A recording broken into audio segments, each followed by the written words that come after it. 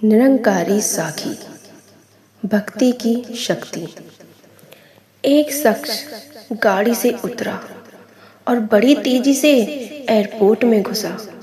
जहाज उड़ने के लिए तैयार था। उसे किसी कॉन्फ्रेंस में पहुंचना था जो खास उसी के लिए आयोजित की जा रही थी। वह अपनी सीट पर बैठा और जहाज उड़ गया।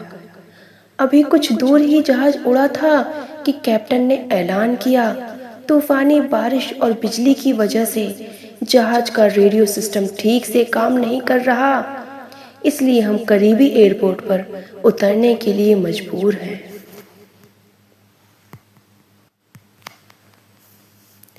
जहाज उतरा। वह बाहर निकलकर कैप्टन से शिकायत करने लगा कि उसका एक एक मिनट कीमती है और होने वाली कॉन्फ्रेंस में उसका पहुंचना बहुत ज़रूरी है। पास खड़े दूसरे मुसाफिर ने उसे पहचान लिया और बोला, डॉक्टर पटनायक, आप जहां पहुंचना चाहते हैं टैक्सी द्वारा यहां से केवल 3 घंटे में पहुंच सकते हैं। उसने शुक्रिया अदा किया और टैक्सी लेकर निकल पड़ा। लेकिन ये क्या, आंधी तूफान, बिजली, बारिश ने गाड़ी का चलना मुश्किल कर दिया। फिर भी ड्राइवर चलता रहा। अचानक ड्राइवर को एहसास हुआ कि वह रास्ता भटक चुका है। नाउम्मीद के उतार चढ़ाव के बीच उसे एक छोटा सा घर दिखाई दिया। इस तूफान में वही नमीगम समझकर गाड़ी से नीचे उतरा और दरवाजा खटखटाया। आवाज आई, जो कोई भी है अंदर आ जाओ, दरवाजा खुला है। अंदर एक बुढ़िया आसन बिछाए अपनी भगवत गीता पढ़ रही थी। उसने कहा, माँ जी, अगर इजाजत हो तो क्या हम आपका फोन इस्तेमाल कर सकते हैं? बुढ़िया मुस्कुराई और बोली, बेटा, कौन सा फोन?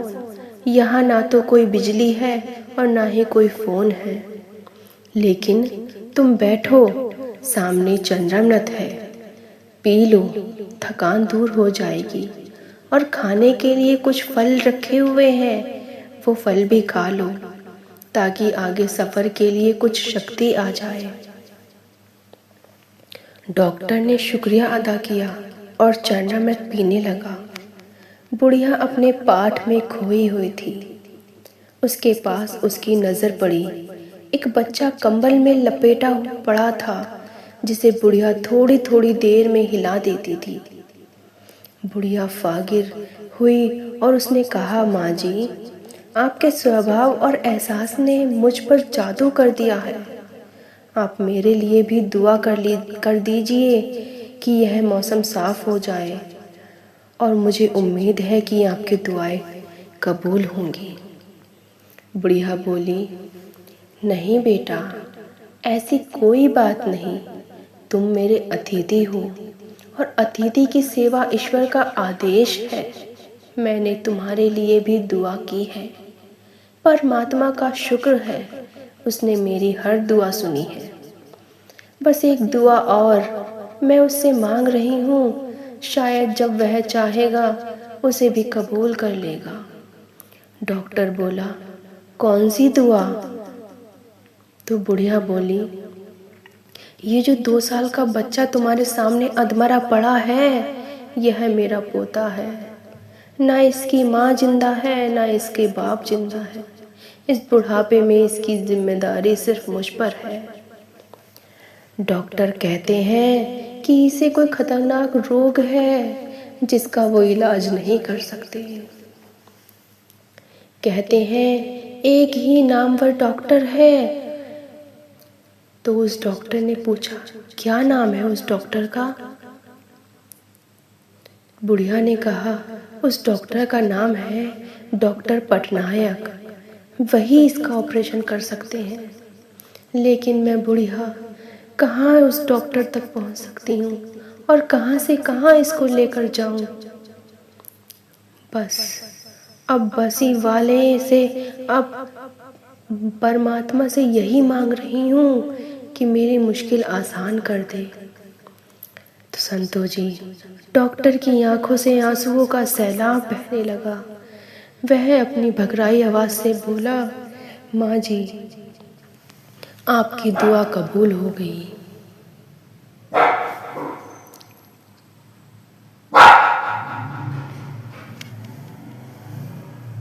आपकी दुआ कबूल हो गई। शायद ये निराकार मालिक मुझे इसी वजह से आपकी झोपड़ी में लेके आया है। जिस डॉक्टर की आप बात कर रहे हो वो डॉक्टर मैं ही हूँ।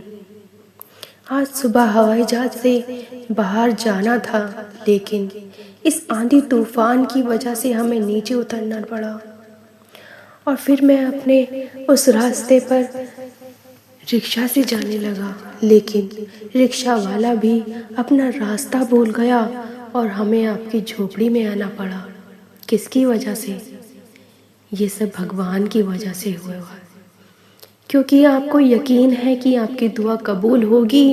और आप देखिए माँ जी कि इस भगवान ने मुझे कहाँ से कहाँ आपको घर बैठे बैठे उस डॉक्टर से ही मिला दिया जिस डॉक्टर की आपको ज़रूरत थी। तो संतों महापुरुषों जी, हमें इस साखी से यही पता चलता है कि यह सर्वशक्तिमान है। ये परमपिता परमात्मा अपने संतों की दिल से इच्छाएं सुनता है और सच्ची भक्ति और श्रद्धावान से उनकी ज़रूरत पूरी करता है। संतों जी, इस निराकार मालिक पर अपना अटूट विश्वास बनाए रखिए, कभी डगमगाए नहीं। और जो इसने ब्रह्म ज्ञान हमें दिया है, गुरु का ज्ञान हमें दिया गया है, उस पर जीवन भर चलते रहिए, विश्वास अटूट रखकर इसकी सिमरन, सेवा, सत्संग सिमरन करते चले जाइए संतों जी। निरंकारी साखी आपको अच्छे लगे संतों महापुरुषों जी, तो दासी के चैनल को लाइक, शेयर, सब्सक्राइब ज़रूर कीजिएगा संतों जी। बड़े प्यार से कहिए संतों जी, धन्यकार जी।